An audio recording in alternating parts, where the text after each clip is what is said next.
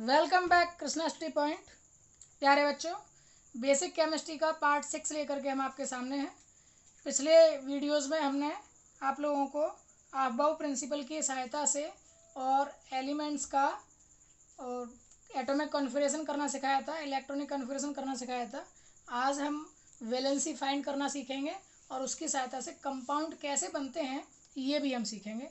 जो भी दर्शक न्यू हैं, जो भी नए सब्सक्राइबर हैं, वो कृपया पिछली वाली वीडियोस को देख लें, तभी ये वीडियो और अच्छे से समझ में आएगी। जो भी इस वीडियो को देख रहे हैं वो कृपया करके हमारे चैनल को सब्सक्राइब कर लें और बेल आइकन ज़रूर दबा लें, जिससे कि आपको आने वाली वीडियोस समय पर मिलती रहेंगी।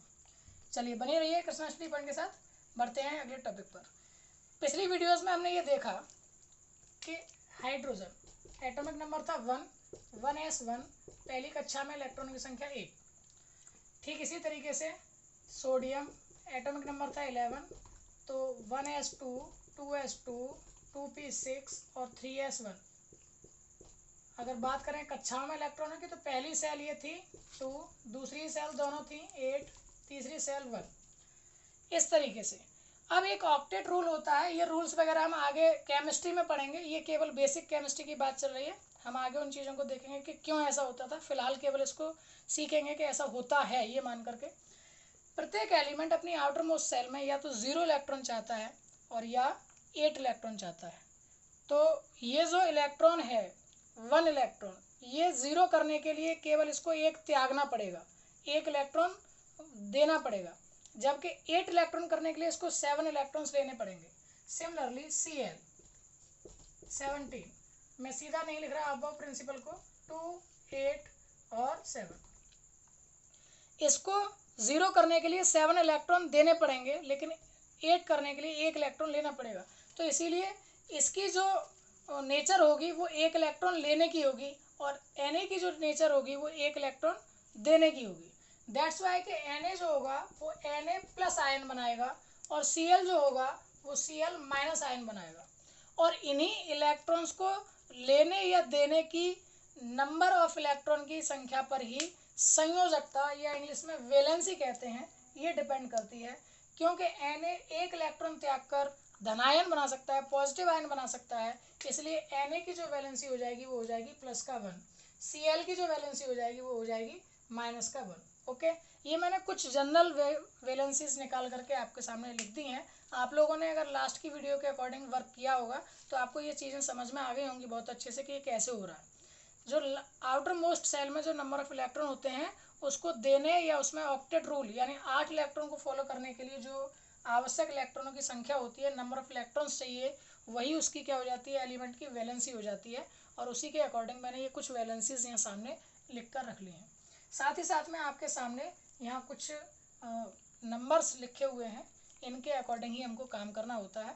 ये 1 नंबर है तो यानी कि मोनो कहलाएगा, 2 हैं तो डाई कहलाएगा, 3 हैं तो ट्राई कहलाएगा, 4 हैं तो टेट्रा कहलाएगा, 5 हैं तो पेंटा कहलाएगा। ये और आगे हम आपको बता देंगे।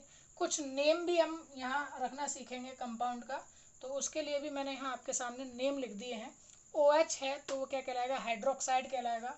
O है तो वो ऑक्साइड कहलाएगा, S है तो वो सल्फाइड कहलाएगा और Cl है तो वो क्लोराइड कहलाएगा। ओके, चलिए आगे बढ़ते हैं। ये आप लोग ये कुछ जो वैलेंसी हैं इनको जब बार बार आप करेंगे तो ये खुद ब खुद याद आपको हो जाएंगी, लेकिन वो याद जो है करने की अपेक्षा आप ये कैसे आती हैं ये ज़रूर आप लोग सीख लीजिए कि ये वैलेंसीज कैसे बनती हैं। ये मैंने आप लोगों को यहाँ सिखा दिया है।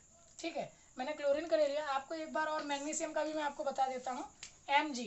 Mg का जो एटॉमिक वेट नंबर होता है, सॉरी, वो होता है 12 का करेंगे तो 1s2, 2s2, 2p6, ये 10 हो गए, है ना। फिर 1s2, 2s2, 2p6 and 3s2, total करेंगे तो 12 हो जाएगा। ये ऊपर नंबर ऑफ इलेक्ट्रॉन्स होते हैं, S, P, D, F, ये सब सेल। तो आगे जो लिखा हुआ है ये सेल्स हैं, हमने पिछली वीडियोज़ में ये सब आपको पढ़ा दिया है। तो फर्स्ट सेल में number of electron 2, second shell ये भी है और सेकंड सेल ये भी है, नंबर ऑफ इलेक्ट्रॉन हो गए 8, थर्ड सेल में 2 और इस तरीके से 2, 8, 2, टोटल 12 इलेक्ट्रॉन हो गए।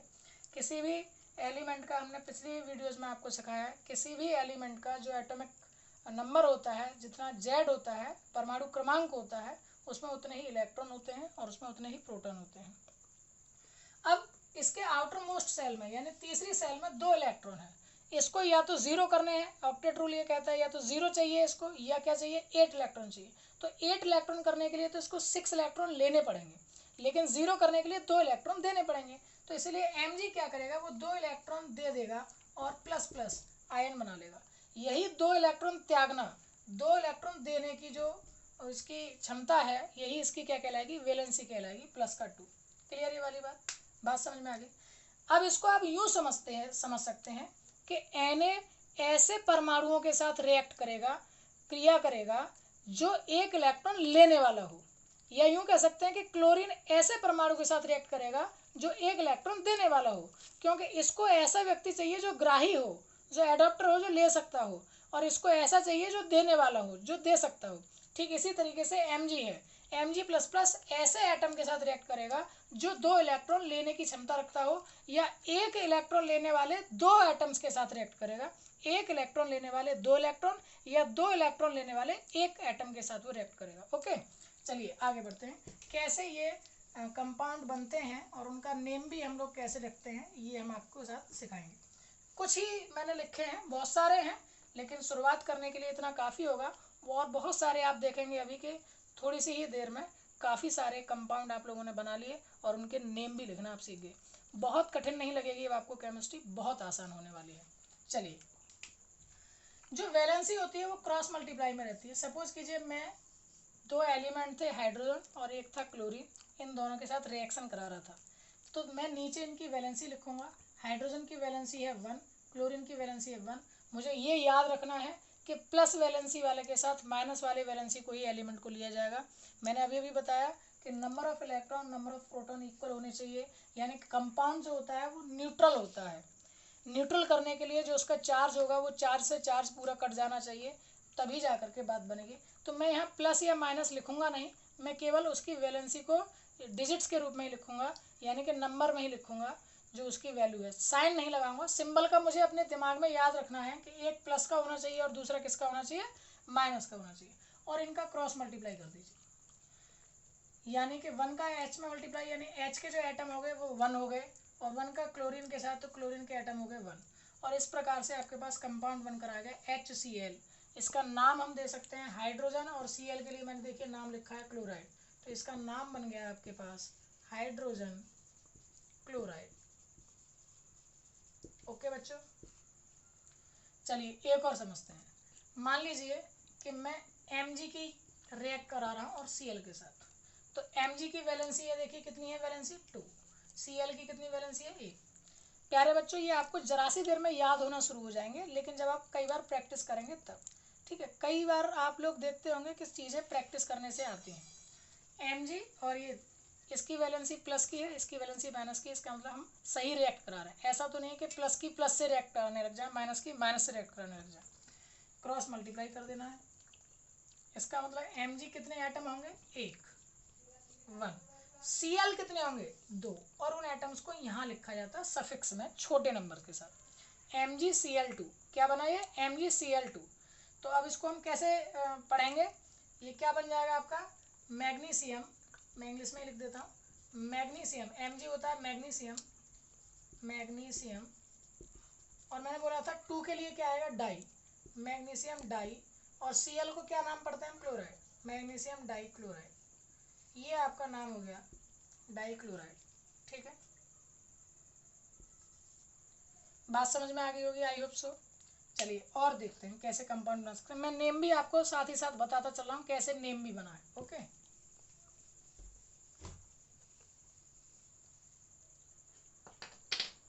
चलिए नेक्स्ट देखते हैं। मान लीजिए कि मैं किसके साथ ले लें, जैसा भी आप चाहो, मैं 2 एक और ले लेता हूँ। एक Ca है, एक O है, ठीक है, एक Na है, एक OH है, इनके साथ एक साथ रिएक्ट करा रहे हैं। Ca की जो वैलेंसी है वो कितनी है प्लस का 2, O की कितनी है माइनस का 2, इसका मतलब सही करा रहे हैं। क्रॉस मल्टीप्लाई करेंगे तो Ca2 और O2, ये आप क्योंकि जब दोनों एटम सेम सेम हो गए हैं तो हम इसको कट भी कर सकते हैं एक दूसरे, तो CaO ये भी कह सकते हैं। क्या नाम बनेगा इसका, Ca स्टैंड्स फॉर कैल्शियम और O स्टैंड्स फॉर ऑक्साइड, तो इसका नाम बन गया कैल्शियम ऑक्साइड। ठीक है। Na की और OH की बात करते हैं तो Na में कितना होता है, एक, OH की भी एक प्लस का एक माइनस का, सही हो रही है, क्रॉस मल्टीप्लाई। तो Na कितने हुए, एक, OH कितने हुए, एक। Na सोडियम है और OH का नाम लिखा हुआ है हाइड्रोक्साइड, तो इसका नाम क्या बन गया बच्चों, सोडियम हाइड्रोक्साइड। देखिए बन रहा है ना, बहुत सारे कंपाउंड आप बना सकते हैं, बहुत सारे। अब सपोज कीजिए मैं Na नहीं ले रहा, OH की रिएक्शन कराऊंगा और Ca के साथ। Ca की वैलेंसी होती है 2 और OH की होती है 1, तो क्रॉस मल्टीप्लाई करेंगे। Ca तो एक एलिमेंट और OH कितने रहेंगे, 2।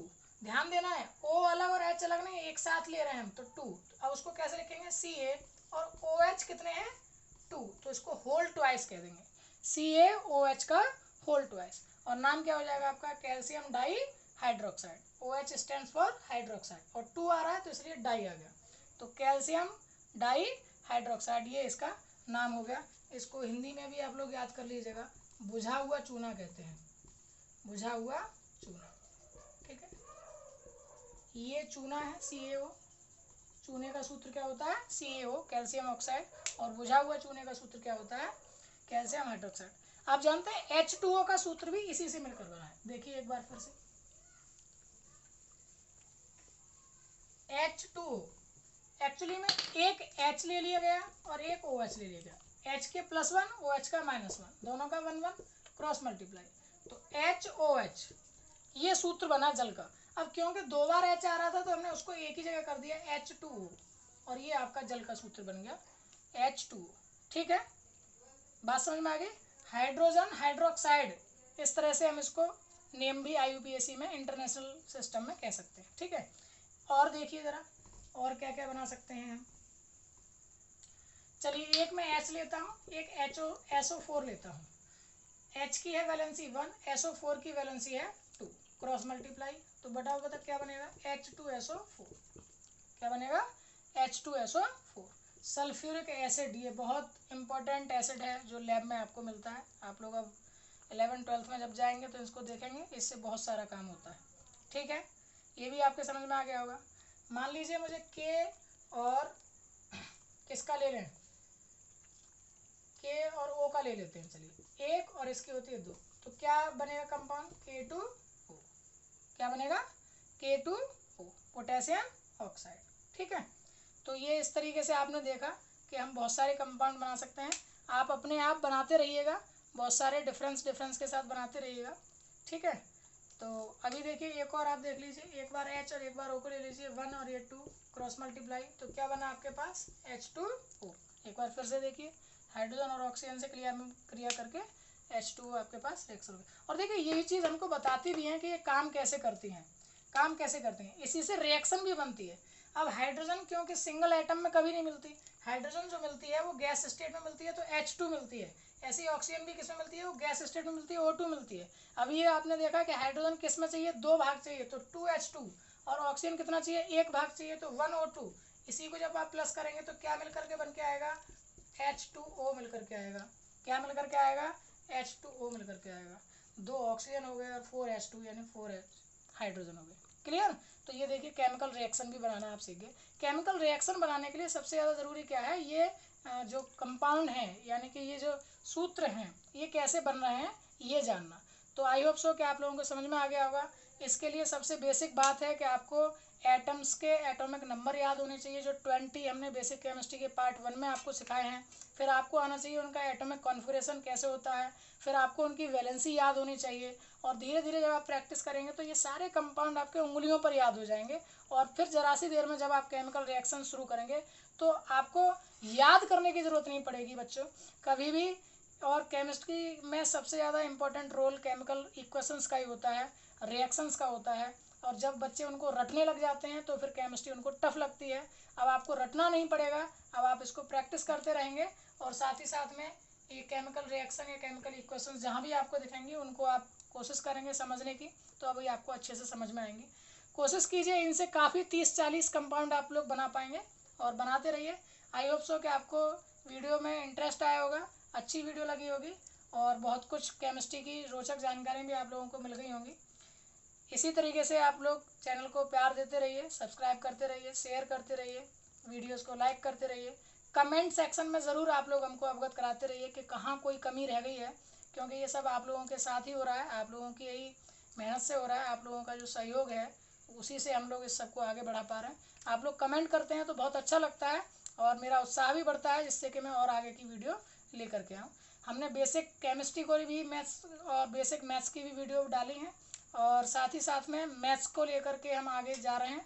9, 10th, 11th, 12th class wise भी वीडियोस देखने को मिलेंगी। 6 to 8th एक अलग प्लेटफॉर्म तैयार करेंगे, उसके लिए भी वीडियोस मिलेंगी। इसी प्रकार से हमारे चैनल के साथ बने रहिए और देखते रहिए आगे की वीडियोस को। कृष्णा स्टडी पॉइंट के साथ बने रहने के लिए बहुत बहुत धन्यवाद, और stay home, stay happy, study hard. Thank you so much, bye bye.